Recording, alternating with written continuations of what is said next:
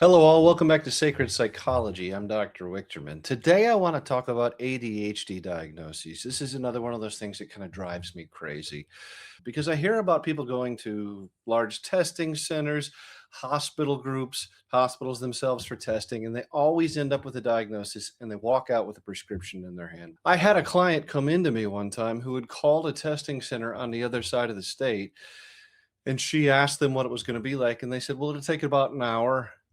And she said, "Oh, okay." And they said, "Well, if that's too slow for you, we could do it in about 30 minutes. That's a whole testing battery that in total takes me 6 to 7 hours.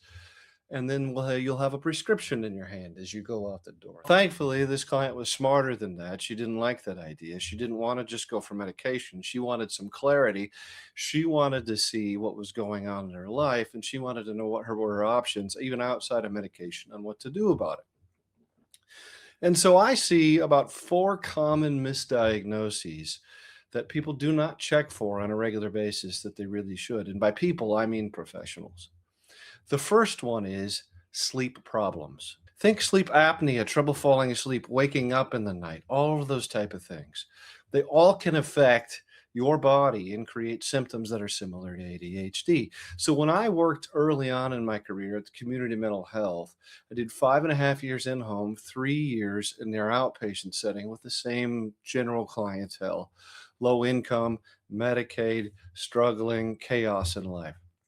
What we started to realize was that people that were getting diagnosed with ADHD often had sleep difficulties. So if a child came in and they had sleep trouble, meaning they were having trouble falling asleep, staying asleep, if they were overweight, if sleep apnea was running in their family, or a combination of those things, we would send them to the local sleep doctor who would run them through sleep tests. Of those kids that we sent out to the sleep doctor, roughly half came back with a sleep apnea or similar diagnoses.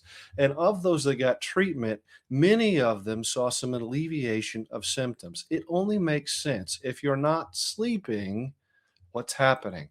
You're more irritable, you have more trouble concentrating, you're more likely to be physically aggressive and make really poor decisions. You can't concentrate, you can't think straight. All of those symptoms could basically be pulled out of the DSM 5 TR manual on ADHD. The next one is your environment. If you live in a chaotic environment in general, it can create symptoms of ADHD. And if there's one thing I saw all the time with those same type of kids, especially when I was doing in-home, somebody was the scapegoat all the time. The family blamed all their problems on one child, even though 9 times out of 10 and 9.5 times out of 10, it was a parenting issue from the very beginning.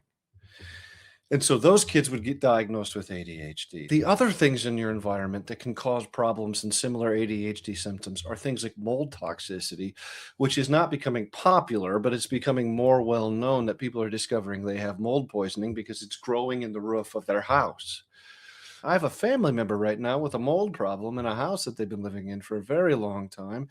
They added on to the thing, and even the new part of the roof is leaking, and they've got mold all up in the ceiling, and it's making everybody sick. And in many cases, it can cause ADHD symptoms.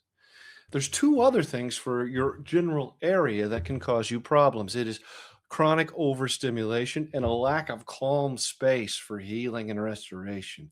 If you don't have that spot or that time without constant overstimulation, constant noise, to calm and to focus and to restore. And if you don't have practices in your life that build you up, I just sat in a sauna in the Y and sweated my behind off. But boy, I felt good afterwards. It was quiet and calm, and I was getting some physical benefit out of it as well.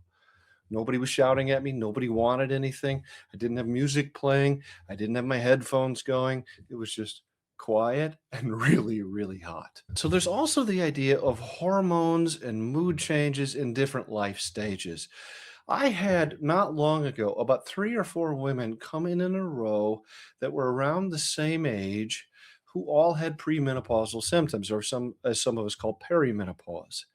They had brain fog. They couldn't focus. The coping skills that they had been using for most of their lives weren't working anymore because of the hormonal combination with previous ADHD symptoms, even though some of them had the ADHD diagnosis previously, but had been able to manage it. So they were coming in to get more clarity because they were like, what is happening to me?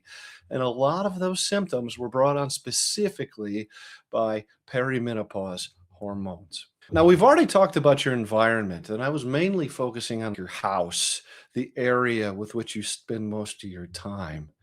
But as a society, and I've talked about this in previous videos, we have a real problem with focus because society demands it of us every moment of every day in about 100 different directions. You're driving down the highway, you're trying to keep the car on the road. There are billboard signs all up and down the road. There are exit signs. There are food signs. There's things everywhere. You've got the radio going. People are watching an iPad or whatever else in the backseat of your car, and you've got that playing as well. If you're in your home and you're watching television, chances are people are on 3 or 4 different devices these days, at least in the common house. These things are problematic. Even high schools are starting to require students not to have cell phones even in the building at all because they're finding that learning improves at such a greater level when we don't have those devices all around. But you think about it, there's about 100 different places that want our attention all the time. And it's going to wear us out emotionally and frankly, wear out our brain's capacity. And if we're always overstimulated, if we're always supposed to be focusing in multiple areas, we'll never be able to focus at all. The last thing I want to talk about is your diet, an overabundance of sugar, dairy, processed foods, a lack of real minerals in our diets. I struggle with this all the time. There's nothing I love more than a really good cheeseburger or a pizza that's been processed like crazy. It tastes amazing, but there's chemicals in this stuff all the time that make us want it more and mess with our hormones and our brain chemicals. It happens all the time. And I'm not saying this is a direct cause of ADHD symptoms in folks, but what I do see is that people who eat in this way have a higher level or higher intensity of ADHD symptoms than those who do not. So, what I would suggest in this area is eliminating processed foods, cutting sugar down, if not all the way out of your diet, and then see what happens, at least for 3 or 4 weeks, and see what happens. So, the last thing I want to talk about is a stagnant lifestyle. I find people that live more stagnant lives. That is, they sit in chairs all day long. They do not exercise. They do not move around at all. They don't go outside and get fresh air on a regular basis. Their ADHD symptoms through the roof more too. Why? When we're outside, we're less stimulated. When we're outside and exercising, our bodies are thanking us and giving us the good hormones. We need more of healthy lifestyle overall. And so in that case, I see people diagnosed with ADHD who are just stagnant and overweight and unhealthy. Somebody's got to say it. We got to move. We got to eat right. We got to slow down the stimulation. Just to give you a couple ideas of the things that I tell my clients to do. The ones that are of the Christian faith, I tell them things like silence and solitude and biblical meditation. And if you're not a Christian, you can just do meditation in general. It is so good for your brain. There's a lot of hard research on this stuff that shows it's really, really helpful for focus, concentration, and calm. All things we need in ADHD. The second thing is distance running and distance swimming. All of the experts that I've read say that swimming is the best. For whatever reason, it's better than running. But something about that bilateral stimulation, the ability to go long distances, and your brain not being constantly stimulated either by music or noise or all those kind of things, especially in a pool, because you can't wear headphones in the pool unless you have something special I don't know about. It's really, really good for you. The third thing is change your diet and your habits. Get moving in general. Eat less processed food, eat less sugar, avoid the food dyes, get the minerals in your diet that we so often do not get in today's society because our food is stripped of those things in processing. And even our soil has less minerals than it used to because of things like fertilizer and weed killer and all that kind of stuff. These things can really help genuinely and outside of medication.